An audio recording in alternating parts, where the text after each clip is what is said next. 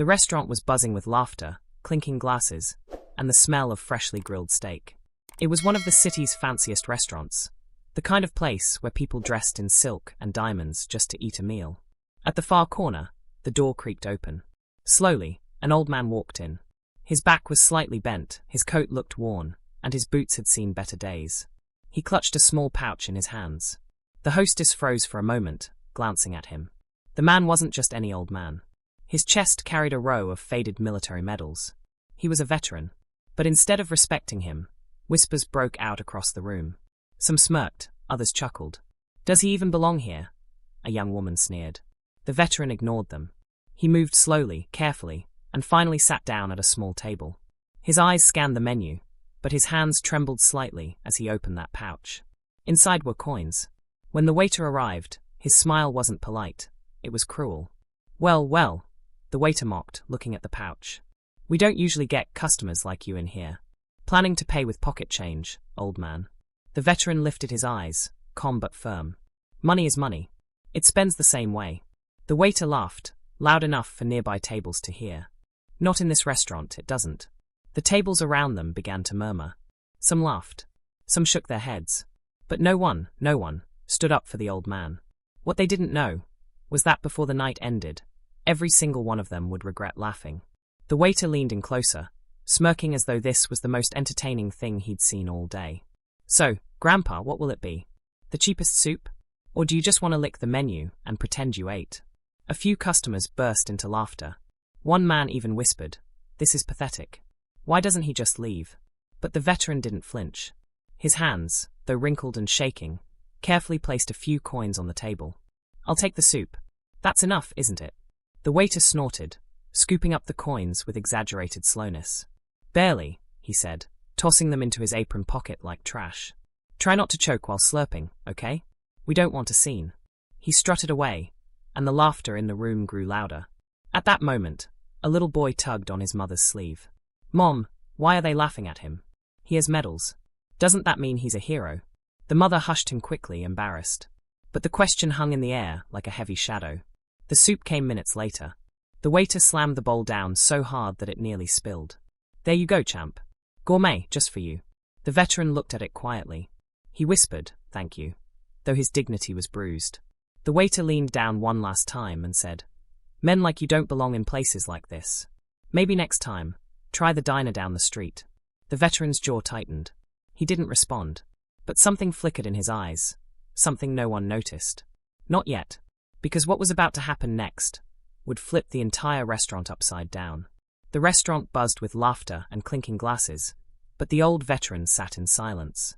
He stirred the thin soup slowly, as if each motion carried the weight of years gone by. But then, the front door creaked open. In walked a man in a crisp black suit, flanked by two assistants. His presence immediately silenced the chatter. Heads turned. The air shifted. The waiter straightened nervously. Welcome, sir. Your usual table." The man didn't answer. His sharp eyes scanned the room, until they landed on the old veteran. His face froze. The waiter followed his gaze and chuckled nervously. "Oh, don't mind him. Just some broke old guy trying to look fancy. We were just about to." But the suited man cut him off. "Do you have any idea who that is?" The room stilled. The waiter blinked. Some cranky old man?" The man's jaw tightened. He stepped forward. "That old man is a decorated war hero. He commanded troops that saved entire villages. Men like me wouldn't be standing here if not for him." Gasps rippled through the restaurant. The smug smiles disappeared.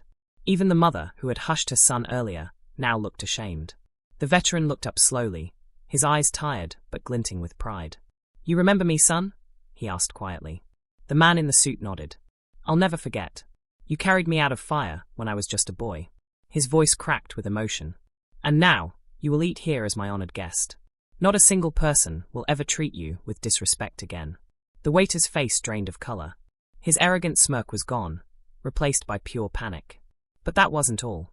The man in the suit turned to the crowd and said, "You all laughed at him.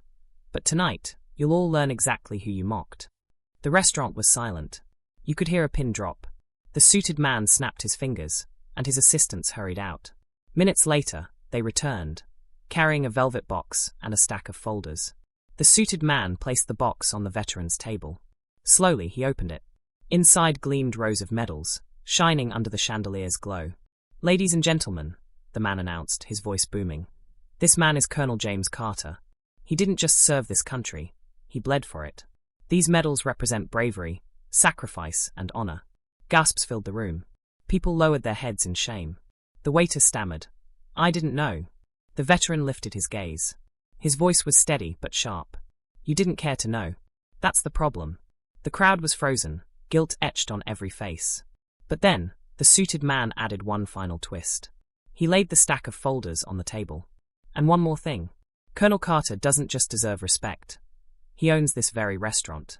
The waiter's knees buckled. "What? That's impossible." The suited man smirked. "Check the deeds. He's the silent investor. This place exists because of him." Whispers spread like wildfire. The same people who had laughed now looked at the veteran with awe. Colonel Carter stood slowly. His posture, once slouched with age, straightened with pride. He looked around the room, his voice carrying strength. "Respect costs nothing. And yet, it means everything." The entire restaurant rose to their feet, applauding. Some clapped with tears in their eyes.